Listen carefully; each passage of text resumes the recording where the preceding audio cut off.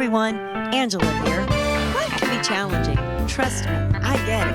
However, I have learned we can either view the opposition or value the opportunity. Ponder on the problem or praise the potential. Focus on the situation or find the solution. Despite the current circumstances you're going through, I invite you to join me today as we embark on a grand adventure to discover the reasons why it's a good time to be you. Here's the encourager herself, making every day a good day, Angela Henderson. Welcome everyone. Thank you so much for being with us today. Turn to your neighbor and say, it's a good time to be you. Yes, and it is. I am super excited today. We have an amazing story to share with you. You know, imagine being a child and having some wonderful dreams. I'm sure you've all been there at one time or another in your life, thinking of what life would be like someday when you grow up. Well, sometimes maybe those dreams we don't always live. Life gets a little redirected and maybe we don't quite understand why. However, God's purposes and plans for our life are always yes and amen. His promises are true, and He always works His best to bring out the best in you and the best in me. So today we have with us none other than North Charleston's Police Chief, Reggie Burgess. And he is going to be sharing with us his story and how he became one of the most revered positions here in North Charleston. So please don't go away. We'll be right back. Hey, as a leader, you are a broker of gifts. So whether you are a professional, a business owner, or a ministerial leader, I would love to accompany you in transforming your ordinary staff into an extraordinary team through leadership development, team building, and personal discovery. You will learn the amazing gifts, skills, and talents that each of you have and know how to bring them together in order to do great things. So reach out to me at angeladhenderson.com and let's begin your amazing adventure today. And remember, it's a good time to be you. Welcome back, everyone. Glad you're here today. Let's give a warm welcome to our North Charleston Police Chief, Reggie Burgess. Come on out. Wonderful. We are so glad that you are here today. Thank you for honoring us with your visit. Oh my goodness, I have been so excited about this opportunity to have you on the show. So thank you so much for being with us, Chief Burgess. It's truly an honor. And I have an uncle that serves with the Charleston County Police Department, and so you just have my utmost respect, and I just revere, what you do and just how you serve our community with excellence. So thank you. Well, thank you. We try. Well, you're doing a great job. We try. I wanted to just maybe start off with you sharing a little bit about what life was like for you as a child, and just give us a little bit of history about you as you were just kind of sharing with our audience today. Well, to tell you the truth, first of all, I'd like to thank the Lord for allowing me to wake up this morning. Because it without God giving me this opportunity, I wouldn't be here before you, and most importantly, I wouldn't be out here trying to save lives. And so I got to thank the Lord because He gave me another opportunity to do the right things. Thank you. In my life, coming up, especially as a kid, when my mother had she had two boys at first. Well, me, and then 3 years later, my brother Brian. Okay. So you're talking about a lady having children in the 60s. I was born in 65. Okay. My brother was born in 68. Yes. So, single parent. My mother's 17 years and about 7 or 8 months when I came in this world. Okay. So she really was struggling for a while to try to take care of her children. Yes. To the point where it was a situation where, she was living with a family member, and they basically said, you can't take care of these kids and help us. To maintain the home life or, make more money. So my mother had to make a decision. Are you going to give up your children to go work an extra job to make sure the money's in at home, or you're going to go ahead and step out on faith? And she did that. And she took her two boys, and then we moved in a place called, I'm from Union Heights. Okay. Originally, then we moved on Danny Jenkins Projects. Yes. Which is off of Azalea. It's not there anymore, but it's there then. And then we moved on George Degree, which is Horizon Village area. Okay. And then we met a person that changed my life when I was 10 years old. Wow. Which is the only man that ever cared for me. He was my stepfather by law, Yeah. but he's my dad. Yes. So we met him. So How beautiful. Yes. What a beautiful story there. I remember visiting with my family here in Charleston. I didn't grow up in Charleston, Yes. but my mom and dad met in Yes. Charleston in the ninth Okay. grade. And at that time, they were living in what's no longer here in the North area, but it was called Calhoun Homes. Yes. And so that's right down the street from where yes, I grew up. right where you grew up. Liberty Hill. And so they both grew up in Calhoun Homes, Yes. and and then when we would come back to Charleston to visit family, we would go to my grandma's, which was in Calhoun Homes. Homes. Yes, ma'am. exactly, just Yes, right ma'am. around Right the off of corner. Mixon Avenue. That's Mixon, right. Mixon and Durant. There you go. Yes, ma'am. There you Yes, go. ma'am. So share with me, what was it that you wanted to be when you were like a little boy at that age, when you grew up? It's amazing, Miss Angela, because I remember when I was in the first grade, Miss Randolph, I was at Ben Tillman High Elementary, which is McNair right now, off of right. Spruce. And Miss Randolph said, okay, children, I want to know what you want to do when you grow up. Okay. Now, at that time, I was really, my uncles, my mother's brothers, they were good athletes at the high school. And all I would hear, people talk about how my uncles, how good they were. So I told my mother, because we used to sit down and watch television, which was a black and white TV, and I would see people racing all the time. I said, I want to do that. Mama said, track and field? I said, yeah. I said, I want to go there. It happened to be the Olympics. Oh my gosh. So I said, Mom, I said, I'm going to, one of these days get to the Olympics. And be honest with you, that's what I wanted to do. I want to actually, you know why I want to go to the Olympics? Really, I want to go there to win a gold medal and sell it to give my mother money so her life would be better. What That's what I wanted to do. beautiful That's what I wanted to do. aspirations. That's what I That wanted is to do. awesome. Yep. Well, we're getting ready to take a break, and when we come back, we're going to hear more about Chief Burgess's story and how he came to be one of the most revered police chiefs in North Charleston. So don't go away. We'll be right back.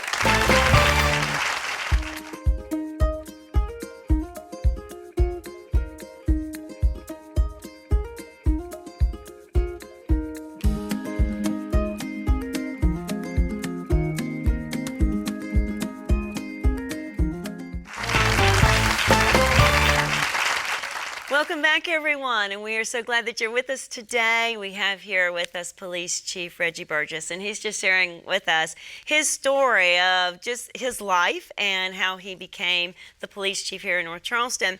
Now, when we left off, you were sharing with us about your great big aspirations for the Olympics and being a gold medalist. Yes. And but of course, as we have read and know about your story a little bit, you were actually in football. So how did being a runner change to football? Well, it evolved when I went outside to play for PE, where Okay. they call recreation back then. Yeah.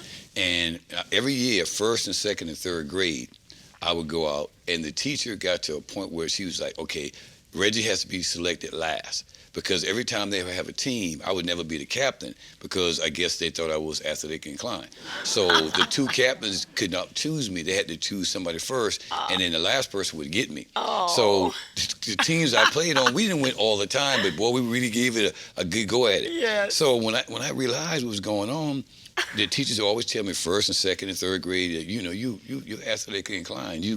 I learned quick, and I could overcome a lot of things. Yeah. So I started to race people, Good. and I could beat everybody, even the older kids. Wow. So when we moved from the projects, where my father came in my life, he came and he took us in and moved us on Liberty Hill. When we got to Liberty Hill, he had a home there, Yeah. a home that his mother left to him. Beautiful. So now we have a 3-bedroom home. We have a yard, everything. It dramatically changed our lives. Yeah. We have a structured environment. We have a street that's named. Everything is Yes. in the community is different than living in projects. Right. So he said, hey, I'm going to take you guys out to the sports complex. Danny Jones. Yes. Went to Danny Jones, and coming from a football pedigree from my uncles, Okay. I strapped it on. And when I got out there, it was like no stopping me now, because now I was able to take my athletic ability and use it for team sports. I played Dixie Youth baseball, basketball, football, and I ran Junior Olympics in the summertime. So all year long, I was doing something. That is Yes. so cool. Now, you had mentioned that this gentleman, your father, came into your life around the age of 10. Yes. Did I understand Yes, that ma'am. correctly? Yes, ma'am. And the number 10, Chief Burgess, represents law and order. And he was that. I can He was- imagine. So here God was establishing Yes. what you needed in your life, Yes. okay, Yes. to help you become the man that Yes. He had knew from the beginning.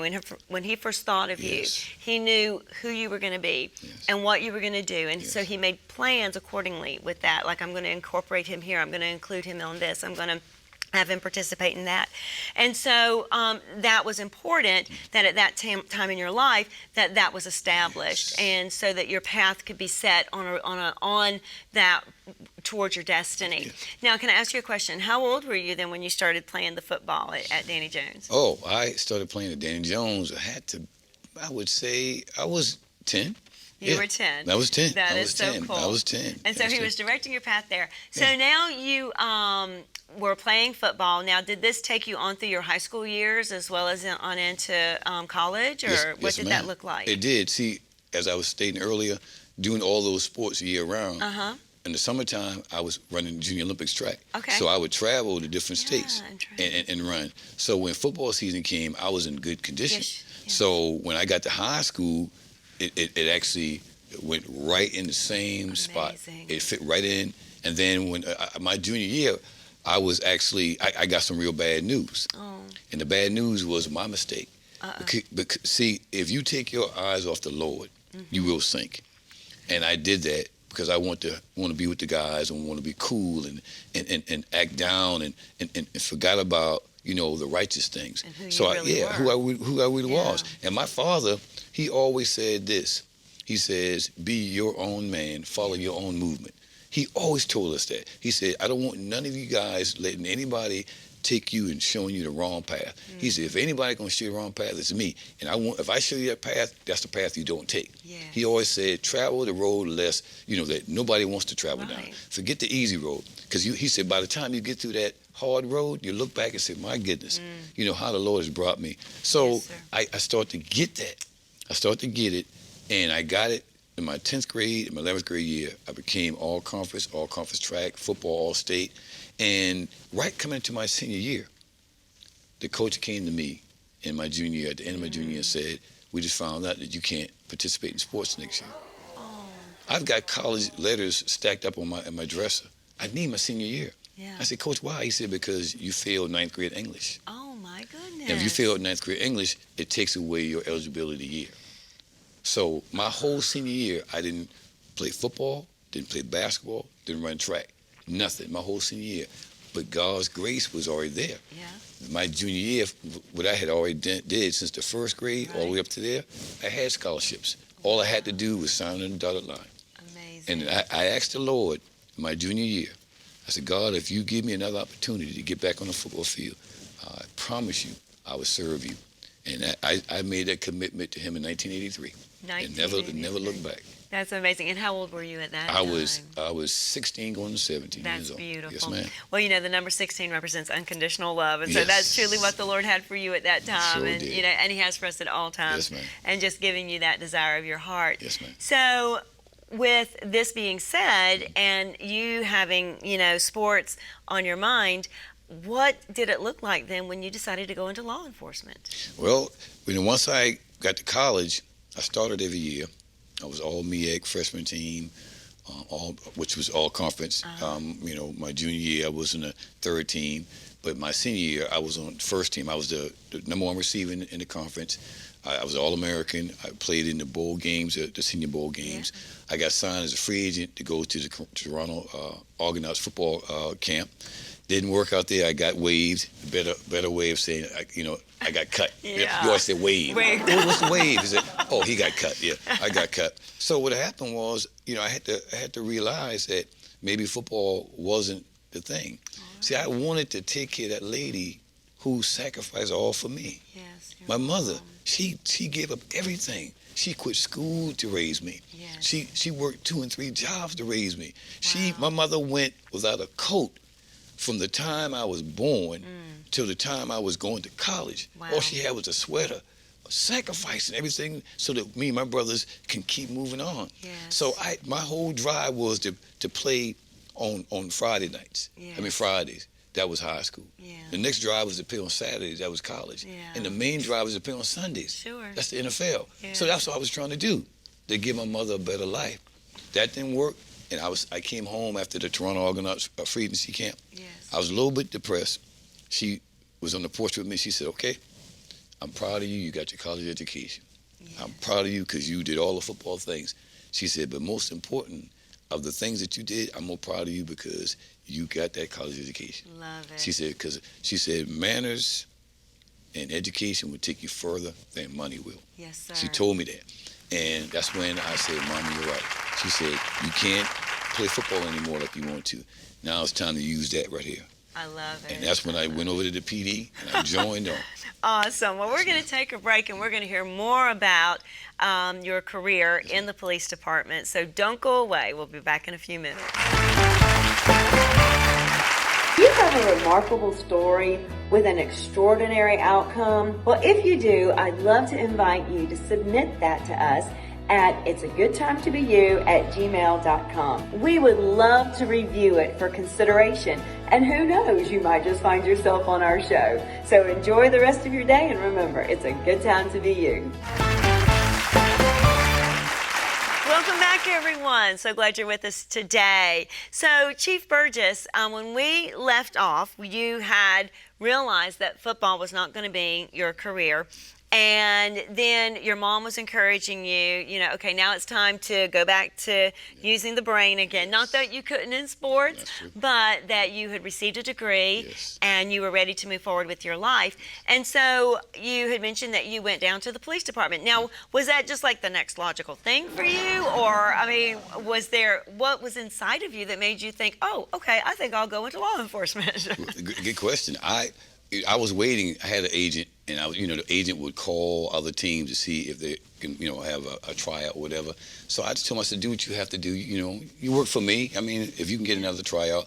But while I'm there, I'm looking at my neighborhood, Liberty Hill, and I saw when I left there in '84, it had transitioned so much by '88, '89, and I saw a lot of things that I didn't like.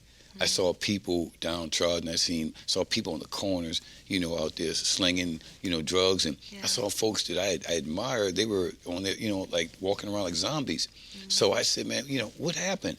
And, I talked to my father, and he explained everything to me. And that's what that thing is inside of me said, okay, I need to be a difference maker.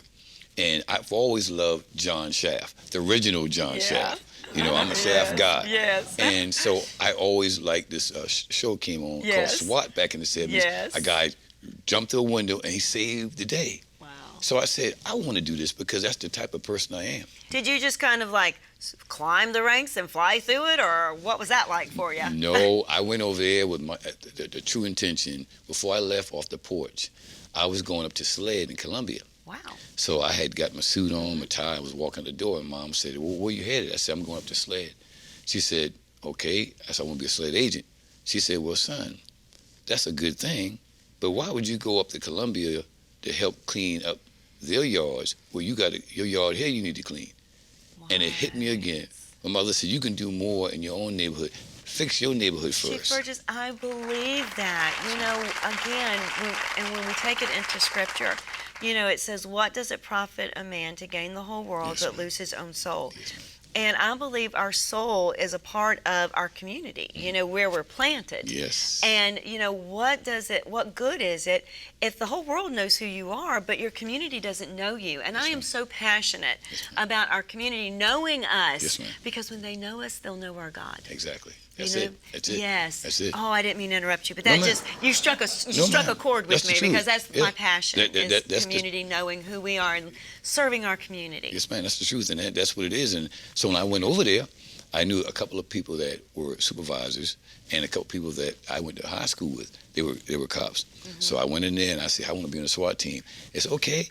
You got to fill the application out. I did all that. And next thing you know, they called me like before the end of the week and said, come in and do a psychological, a polygraph, all the stuff. And then that Monday, I was at City Hall. There you go. Yeah, I was at City Hall. So I was like, okay, good. And it was great because I'd never had a gun before. Yeah. I'd never had handcuffs before.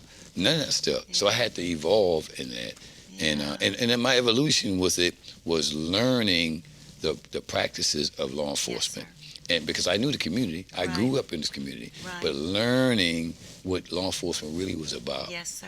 And then once I started to understand that, Yes. I took what was in me, what the Lord had gave me, Yes. and I made sure I did it the way the Lord intended me to do. I said, Lord, let your will be done through me. Yes. And that's what I did. I would get out in the neighborhoods and talk to people. Awesome. Yes. So what were a few of the challenges that you faced along the way? Oh, wow. I think the challenges really for me was I think I'm the only officer in that time that actually was African American that Oh, worked in wow. his or her neighborhood.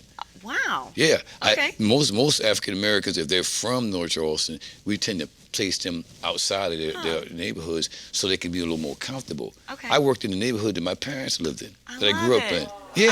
I I was absolutely the same love neighborhood it. I grew up in. Good for you. Right there. So when I came around the corner and I saw somebody and I knew they were doing dirt, boy, they like, you know, That is so yeah. crazy. I So love yeah, it, though. but it was never a struggle for me.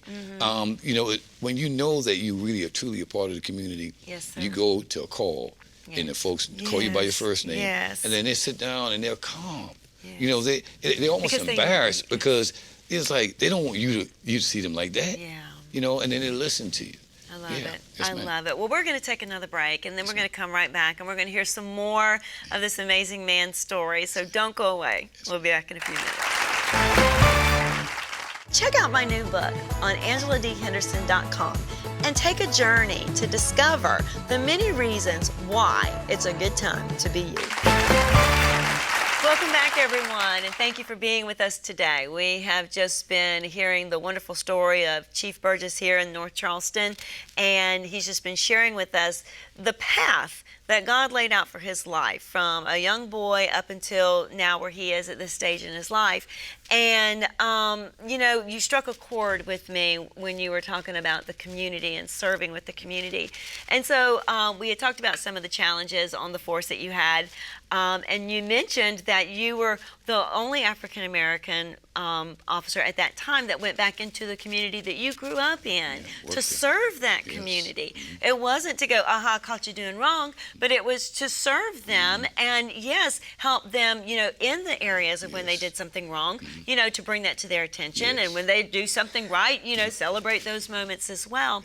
So with that being said, what are some challenges now that you're seeing in the community, and maybe some ways that we can be of support to the vision that you have now that you are serving in this position of police chief of North Charleston? Well, there's a lot of issues that plagues neighborhoods that cause social decay.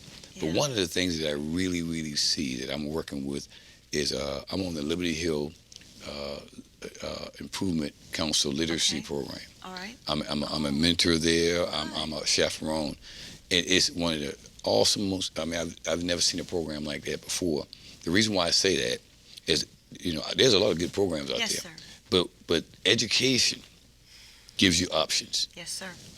When I actually took a look at a couple of years of homicides that we had, and I called the school district to see the suspects that we arrested in those homicides, the average level of completion and grade was 9th and 10th. Okay. You have no education. There's no options for you. Yes, sir. So what the Liberty Hill Literacy Improvement group does is they have students from the Academic Magnet Yes. and School of Arts that go over there from Monday through Friday and mentor those children. I love it. And it's nothing better, Angela, and I've experienced this, it's nothing better than when you get homework. Let's say you get homework tonight. Yeah. You get home, it's kind of hard for you. Your parents, they went to school at a different time. They can't help you. You have no friend that you can rely on. Yes. When you go back to school the next day, the teacher's going to say, you know, Reggie, turn your homework in. Yeah. And I know that I didn't complete it. What's going to happen? I'm going to get a 0. Right. That's a real bad feeling. I experienced that several times. And the kids that go to that program, they never have to experience that. I love because the school children are volunteering their time to help them to get those lessons Monday through Friday, the whole entire school. So what I would say is that if we can have more programs like that geared to all the community centers, especially in the challenged neighborhoods, Yes. from Monday through Friday, we have to be accountable, but most of all, we have to sacrifice for these kids. Yes. if we can sacrifice for these kids, Angela, then Boeing, Mercedes, and Volvo won't have to be bringing people from outside of the state to get the jobs that the people who born and raised here can't, because they don't have the capacity educational wise. Oh my goodness, we need to give you the pulpit one I'm time. serious. I mean, that's what I'm serious. If you the Lord gives us everything. Yes. We just have to put it together. Yes. That's all. And we can provide that for those children. Absolutely. All the community centers in our neighborhoods.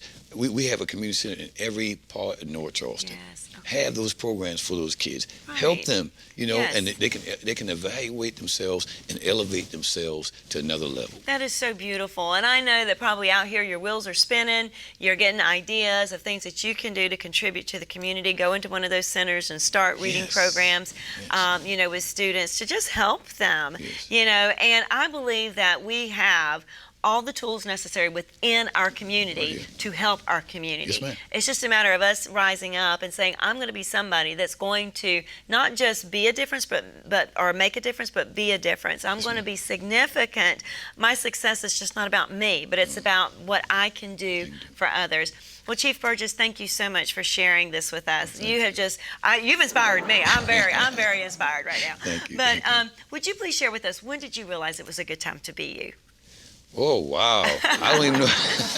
I don't even know if that's the case. I just want to do God's will, Ms. Angela, and I want to make it to heaven. Yeah. I don't want to make it to heaven because it's a place that you read about that has all the good things. I want to be with the Lord. Yes. Because I know if I'm with Him, everything else is going to work itself out. And so I believe that when I realized who I really was and what I was about, I think when I was I went to McDonald's. Back in 2008, my daughter ran track Junior Olympics. Yeah. So we pulled up to the McDonald's, and I gave the guy my card. She ordered some food. I gave the guy my debit card. And I'm not in uniform, but I'm driving out of my car. So he handed the card back to me and said, your card is no good. I was like, no, sir. I mean, I got money on the card. He said, no, I'll never take any money from you. Wow. So I looked at him, didn't recognize him. He said, young lady, is that your daddy? She said, yeah. He said, I was a 12th grader in high school. Oh. I was a school cop. We took the whole senior class to a cut day exercise. Uh-huh. And he and his friends were smoking illegal drugs. Oh, my goodness. I looked at him, Ms. Angela, the principal was standing right there, said, y'all out of school. I said, if I charge these kids, 12 years, Ms. Angela, will go down the drain. Yeah. He'll never graduate. Yeah. He would lose it. And I decided to take that marijuana and put it in evidence, and I held it over his head. And I said, I want to see you make it. It was that same young man. Wow. He was a district manager. Amazing. Yes. Amazing. Yes, Yes, we need more people like Yes, you. ma'am. You know what? You're not only going to heaven, but you're bringing heaven to earth, my Thank you. friend. Thank Thank you, you so Ms. Angela. much. Thank you. How about at the count of 3, we let the people know out there it's a good time to be you. 1, 2, 3. It's a good time to be you.